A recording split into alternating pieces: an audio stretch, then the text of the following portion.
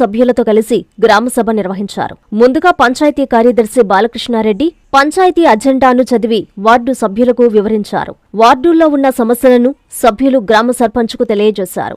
గ్రామసభకు హాజరై మండల కోఆప్షన్ సభ్యులు సయ్యద్ మాట్లాడుతూ రాపూరు పట్టణంలో కోతులు, పందులు బెడద ఎక్కువగా ఉందని, ఎన్నిసార్లు వినతిపత్రాలు ఇచ్చినా ఫలితం లేదన్నారు. పందులు, కోతులు వలన ప్రజలు చాలా ఇబ్బందులు ఎదుర్కొంటున్నారన్నారు.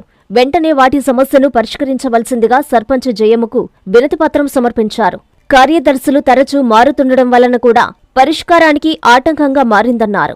వెంటనే సర్పంచ్ మాట్లాడుతూ త్వరలోనే మీ సమస్యను పరిష్కరిస్తామన్నారు. అలాగే రాపూరు పట్టణంలోని ప్రజలు సక్రమంగా ఇంటి పన్నులు చెల్లించాలని, ఇంటి పన్ను చెల్లించి పంచాయతీ అభివృద్ధికి తోడ్పడాలని కోరారు. ఈ కార్యక్రమంలో వార్డు సభ్యులు, సచివాలయ సిబ్బంది పాల్గొన్నారు.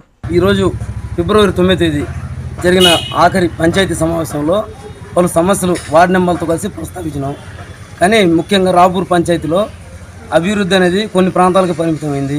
రాపూరు పట్టణంలో గత 30 ఏళ్ళ నుంచి ఎలాగైతే సమస్యలు ఉన్నాయో ఆ విధంగా ఈరోజు కూడా ఉన్నాయి. ఈ 5 ఏళ్ల కాల పరిమితిలో తీర్చింది తక్కువే, కానీ చెప్పుకునింది ఎక్కువ. అంటే గొప్పలు ఎక్కువ, దెబ్బలు తక్కువ ఉన్నట్టు అయిపోయింది మా పరిస్థితి. అలాగే రాపూర్లో మంచినీటి సమస్య కానీ అవి పలుమార్లు చెప్పాము. ఇప్పుడు కొత్తగా లైన్లు వేసి చేయమన్నాం. అలాగే రోడ్లు కానీ, డ్రైనేజీ కానీ ముఖ్యంగా చేయమన్నాం. ఇంకోటి ముఖ్యమైన విషయం అంటే రాపూర్ పంచాయతీలో పందులు, కోతులు మరీ ఎక్కువ ఉన్నాయి. అలాగే కుక్కలు కూడా ఉన్నాయి. కుక్కల్లో కొంత పరిమితితో మొన్న వ్యాక్సినేషన్ కొంత చేశారు. కానీ కోతులు అనేది, పందులు అనేది ఈ రోజు దాకా వాటి గురించి సమస్యలు అసలు తీర్చిందే లేదు.